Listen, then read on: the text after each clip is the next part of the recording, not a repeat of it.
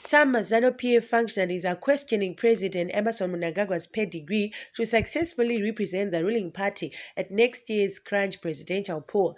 Mnangagwa, whose endorsement as the party's presidential candidate is said to be reaffirmed at the Zanu-PF's Congress in October, will square up against a seemingly formidable rival, Citizens Coalition for Change, the CCC candidate Nelson Chamisa, for the second time. They clashed in 2018 in a poll that was so disputed it had to be settled at the Constitutional Court, which upheld Mnangagwa's wafer-thin victory over Chamisa. But since then, Mnangagwa tenure has been replete with legitimacy questions, external and internal. For instance, a ZANU-PF member, Saibeth Musengezi, is suing Mnangagwa's legitimacy at the High Court. Previous press reports have also suggested that the ZANU-PF senior officials are worried about the party's capacity to win the election because of a debilitating economic crisis, which they fear has alienated the party from voters. The senior ZANU-PF executives told the City Times off the record on Wednesday that the fear was that an election defeat was growing with each passing day as the economy further nosedives. People are hungry and angry, and they know Mnangagwa's administration as the one which has put them in that position.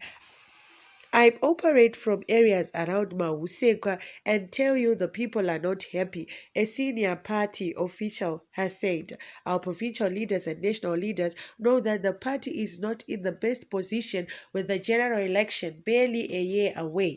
What has, however, been confusing a lot of people is how the president is apparently out of his depth in terms of solving the current problems. Though he probably had a plan that could change people's views by 2023, but as it stands, most of us believe he will not win, not just in urban areas, but the rural areas too.